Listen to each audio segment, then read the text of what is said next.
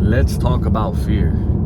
For 99% of you, most of you, and I know for many years of my life, I masked fear with responsibility. But why do we fear? We fear because it used to keep us alive. It'll still keep you alive, right?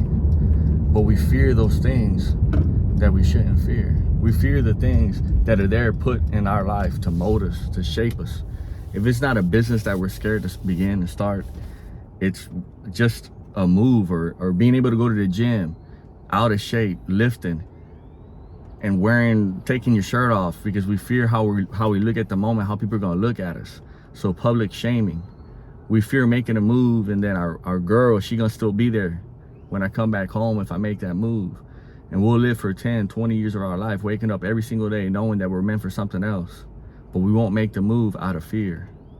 Fear's very closely associated with consistency because it leads to responsibility.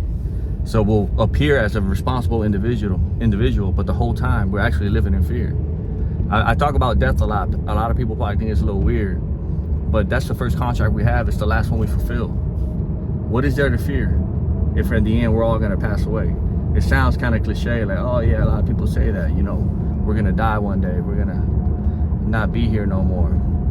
Come on, Ruben, my treasures aren't on here on earth, they're in heaven. And they use that as a scapegoat to live in fear and to waste away their full potential. Some of you walk around, we appear brave and courageous, but we're living in fear. It's always been a gift of mine. Pay attention to human behavior, body language. The only person that you can't lie to is to yourself. You know if all those decisions, you know if the design of your life was shaped by you, if it was shaped by fear. If you gave in to social pressure from your family, from your spouse, from people around you, you know if you're really trying in life.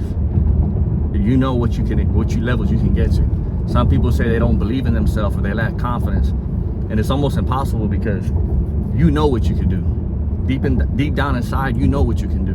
We have these internal dialogues, hopefully you do, and we truly know that it's a feeling that you have, if you're meant for something great or not, if you're meant to do something, how hard you're trying, how much. Go to your phone, go to your settings in your phone, see what apps you spend the most time on. Probably watching YouTube videos all day, or on Instagram or TikTok or Snapchat. You dedicate so much time to those things, but you're not dedicating any time to you.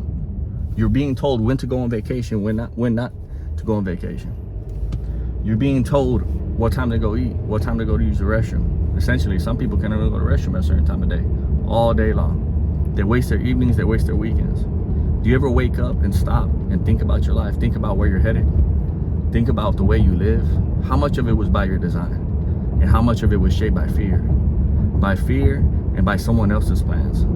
Someone else, whoever owns that business, whoever owns that enterprise, whoever is making enough money.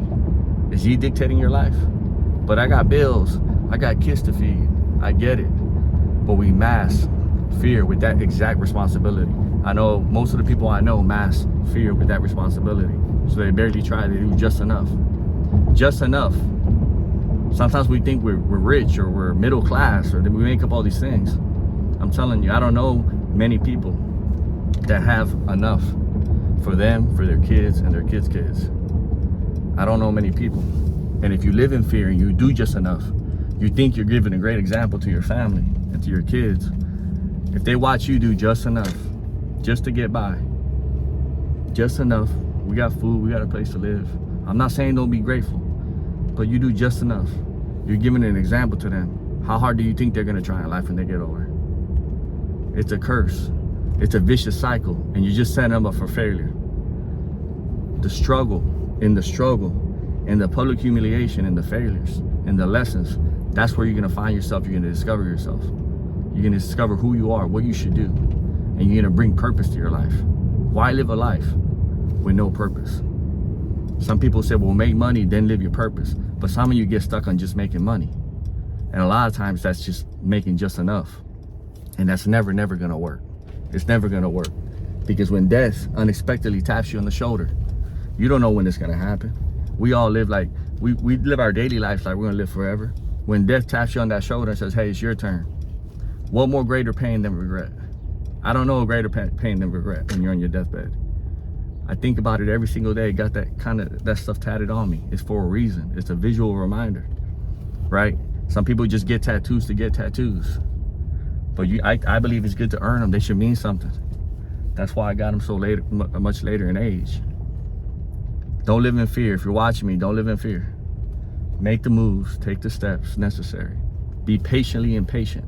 And what that means is, understand that things take time, but every single day you should be making a choice, making a move, stacking a brick in the direction that you want to go.